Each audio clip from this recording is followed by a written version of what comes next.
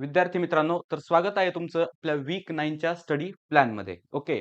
आपण वीक 9 साठी I hope मला माहिती आहे, की तुम्ही प्रिव्हियस टास्क हा कंप्लीट केलाच असेल. ओके. आपल्या चॅनलला किंवा आपल्या सीरीजला भरपूर सारा रिस्पॉन्स मिळतोय. मला भरपूर साऱ्या मुलांचे मेसेजेस येत आहे, की या सीरीजचा तुम्हाला खूप फायदा होतोय. आम्हाला खूप फायदा होतोय. बरोबर? तर त्याच्यामुळे तुम्ही काय करा, ही सीरीज असेल किंवा आपलं चॅनल असेल तुमच्या मित्र-मैत्रिणींपर्यंत शेअर करा. तर वेळ न घालवता विद्यार्थी मित्रांनो, आपण पाहूया, की वीक 9 मध्ये आपल्यासाठी काय टास्क असणार आहे. तर हा पहा टास्क तुमच्या पुढे आहे, बरोबर? आणि ठीक आहे, आज 3 डिसेंबर आहे आणि तुम्ही हा व्हिडिओ पाहताय, बरोबर? तर तुमचं काय काम आहे, तर एवढा जो मी टास्क देईल व्हिडिओमध्ये, तर तो 10 डिसेंबरपर्यंत कंप्लीट करायचा आहे. 10 डिसेंबरला सकाळी 8 वाजता आपला वीक 10 चा व्हिडिओ आलेला असेल, बरोबर? तर त्यासाठी तुम्हाला काय करायचं आहे, की फिजिक्स 12चं फिजिक्स आपल्याला 1 चॅप्टर करायचं आहे. त्याच्यानंतर 12च्या केमिस्ट्रीचा आपल्याला 1 चॅप्टर करायचा आहे आणि 12च्या मॅथेमॅटिक्सचे आपल्याला 2 चॅप्टर करायचे आहेत, बरोबर?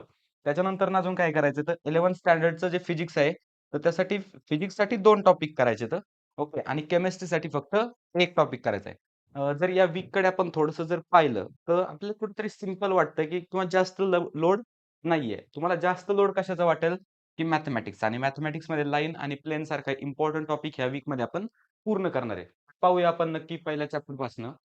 तर पहा 12च्या फिजिक्ससाठी आपण पाहणार आहोत इलेक्ट्रोमॅग्नेटिक इंडक्शन. आता इलेक्ट्रोमॅग्नेटिक इंडक्शन मध्ये काय-काय आहे, तर Faraday's law, Faraday's first law आणि फॅराडेज सेकंड लॉ. जास्त थिअरी पार्ट पण आहे आणि न्यूमेरिकल्स पण याच्यावर आपल्याला पाहायला मिळतात. त्याच्यानंतर काय तर बाकीचे जे लॉज आहेत, लेन्झ लॉ किंवा बुकमध्ये अजून तुम्ही पहा बरेचसे लॉ असतील बाकीचे, तर ते तुम्ही फॉलो करू शकता. त्याच्यानंतर ईडी करंट ह्या ज्या कन्सेप्ट ज्या आहेत ना, ईडी करंट म्हणजे काय असतं, त्याचा फॉर्म्युला वगैरे, तर तो तुम्हाला परफेक्ट करायचा आहे. तर तो तुम्हाला लागणार कशात आहे, इंडक्टन्स वगैरे काढण्यामध्ये. हं.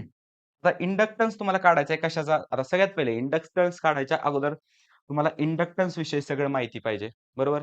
अगोदर ते तुम्हाला परफेक्ट करायला लागणार आणि तुम्हाला जास्त करून एम-सी-क्यू जर आपण पाहिले, इथून मागचे जर पी-वाय-क्यूज पाहिले, तर त्याच्यामध्ये सोलेनॉइड आणि टॉरॉइड याचाच इंडक्टन्स काढायला आलेला आहे, बरोबर आहे?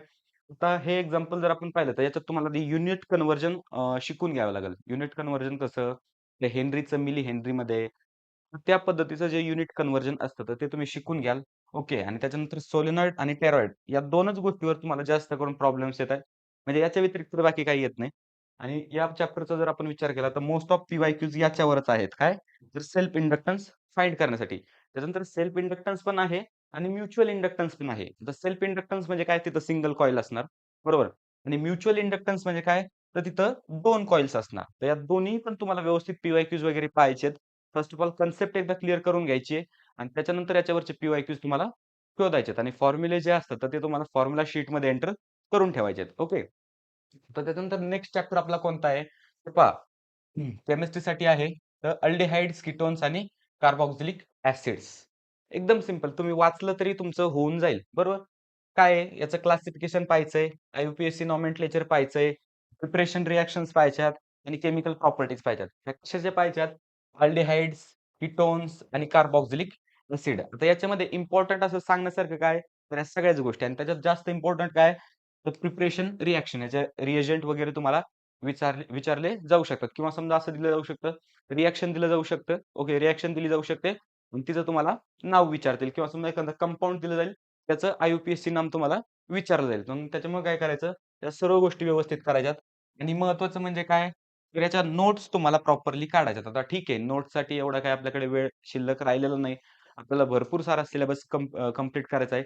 पण एक शॉर्ट नोट्स किंवा ज्याला आपण लास्ट मिनिट नोट्स म्हणू शकतो, तर त्या नोट्स काढायच्यात आणि त्याचबरोबर समजा बुकमध्ये तुम्हाला जेवढे चार्ट्स दिलेले आहेत बघा, ओके, तर ते चार्ट्स तुम्हाला कंप्लीट करायचे आहेत. या चॅप्टरमध्ये बरेचसे चार्ट्स आहेत, तर ते चार्ट तुम्हाला कंप्लीट करायचे आहेत. काय? तर अल्डिहाइड्स, कीटोन्स आणि कार्बोक्सिलिक ॲसिड तुम्हाला कंप्लीट करायचंय. त्याच्यानंतर ना मॅथ्ससाठी आपल्याला काय पाहायचंय, तर सगळ्यात इम्पोर्टंट वेक्टर. बरोबर. आता वेक्टर तुम्हाला 11th ला पण आहे आणि तो आपण याच व्हिडिओमध्ये घेतलेला आहे. बरोबर. म्हणजे तुमची कंपॅरेटिव्हली स्टडी व्हावी किंवा सोबत स्टडी व्हावी. आता वेक्टरमध्ये काय पाहायचं आपल्याला तर वेक्टर अँड देअर टाइप्स. बरोबर. वेक्टरचे टाइप्स. त्यानंतर सेक्शन फॉर्म्युला. सेक्शन फॉर्म्युलावर भरपूर सारे क्वेशन्स येतात. बरोबर. तो तुम्हाला बिलकुल स्किप करायचा नाही. त्याच्यानंतर काय तर डॉट प्रॉडक्ट आणि क्रॉस प्रॉडक्ट. डॉट प्रॉडक्ट आणि क्रॉस प्रॉडक्टवर तुम्हाला फॉर्म्युले सॉरी क्वेशन्स येतात. आणि त्याच्यानंतर काय ट्रिपल प्रॉडक्ट ऑफ वेक्टर हे सारे टॉपिक्स आहेत. तर मी सगळे पुस्तकातले सगळे टॉपिक्स घेतलेत. का घेतलेत? कारण याच्याशिवाय तर काही येणारच नाहीये. बरोबर.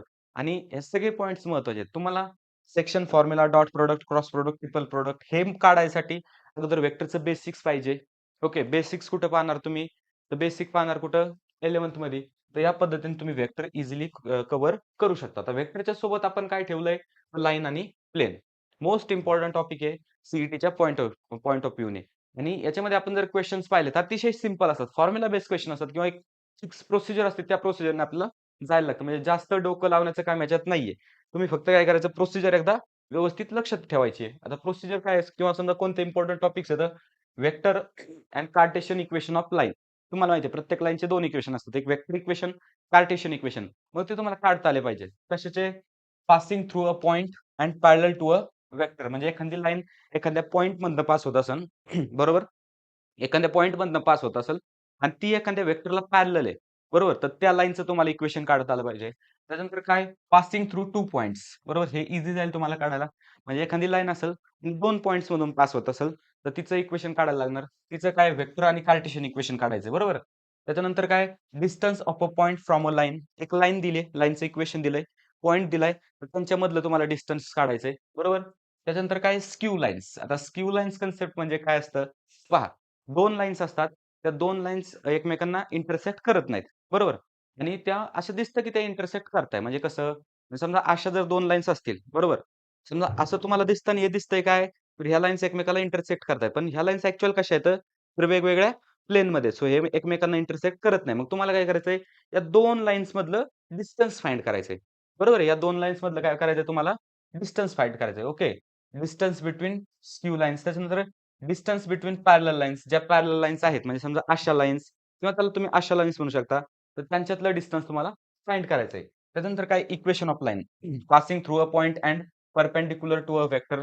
म्हणजे एका पॉइंटमधनं जाते लाईन आणि एका वेक्टरला काय आहे?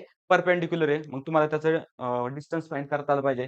त्याच्यानंतर काय? Passing through a point and parallel to 2 vectors. बरोबर? एका पॉइंटमधनं जाते आणि ती काय आहे? 2 वेक्टर्सला पॅरलल आहे. आता तुम्हाला इक्वेशन दिलं जाईल किंवा पॉइंट जे आहेत, तर त्यांचे कोऑर्डिनेट्स तुम्हाला दिले जातील. बरोबर? आणि त्याला एक फिक्स प्रोसिजर असणार आहे. त्या प्रोसिजरनेच तुम्हाला जायला लागेल. बरोबर? त्याच्यानंतर काय? Passing through 3 non collinear points. बरोबर? 3 नॉन कोलिनियर पॉइंट असतील आणि ती लाईन जर पास होत असेल, okay. Sorry equation of plane. प्लेनचं इक्वेशन काढायचंय. आणि त्याच्यानंतर काय? In normal form passing through a intersection of 2 planes. बरोबर? तर या पद्धतीने तुम्हाला कव्हर करायचं. त्याच्यानंतर काय? Angle between planes. 2 प्लेन मधला अँगल काढायचा आहे. Angle between line and a plane. एका लाईन आणि प्लेन मधला अँगल तुम्हाला फाइंड करायचा आहे. त्याच्यानंतर काय? Coplanarity of 2 lines. Distance of a point from a line. म्हणजे एका लाईनचं एका पॉइंटपासून असलेलं डिस्टन्स. हे तुम्हाला सर्व गोष्टी कव्हर करायच्या. म्हणजे हा चॅप्टर सीईटीच्या जर पर्स्पेक्टिव्हने आपण पाहिलं, तर मोस्ट इम्पोर्टंट चॅप्टर आहे आणि हे जे पॉइंट्स मी तुम्हाला सांगितले, त्याच्यातल्या कोणत्याही पॉइंटवर पी-वाय-क्यू रिपीट होतायत, बरोबर? आणि इथून मागे ते झालेले आहेत. सो तुम्हाला व्यवस्थितरित्या हे फॉलो करायचंय, बरोबर? म्हणजे तुम्हाला फायनल जर आपण कन्क्लुजन काढलं, तर इक्वेशनच काढायचंय, बरोबर? पॉइंटपासनं असो, प्लेनपासनं असो, लाईन पासनं असो, 2 पॉइंटपासनं असो, कशापासून का होईना तुम्हाला काय करायचंय? इक्वेशनच फाइंड करायचं आणि सीईटीमध्ये तुम्हाला या पद्धतीचे क्वेश्चन येतील किंवा वर्ड प्रॉब्लेम्स पण येऊ शकतात, बरोबर? आता मॅथ्ससाठी झालं. त्याच्यानंतर नेक्स्ट काय? तर 11th फिजिक्स. फिजिक्समध्ये आपल्याला काय पाहायचंय? तर वेक्टर्स आणि ऑलरेडी आपलं वेक्टर तर फिजिक्समध्ये कव्हर होतंय 12च्या सॉरी मॅथ्समध्ये आपलं कव्हर होतंय. तर 11च्या फिजिक्समध्ये पण हा टॉपिक आहे वेक्टर्स. जास्त काही नाही थोडंसं इंट्रोडक्शन आहे. इंट्रोडक्शनमध्ये काय आहे? वेक्टरची मॅग्निट्यूड कशी फाइंड करायची सगळ्यात पहिले. त्याच्यानंतर डॉट प्रॉडक्ट, क्रॉस प्रॉडक्ट आणि वेक्टर कंपोनंट्स. तर ह्या सर्व गोष्टी आहेत. जर तुम्ही 12चं जर व्यवस्थित केलं वेक्टर, तर तुम्हाला 11चा क्वेशन इझिली येऊ शकतो. मग रिक्वेस्ट काय करतो मी तुम्हाला, थोडंसं 11चं बेसिक पहा.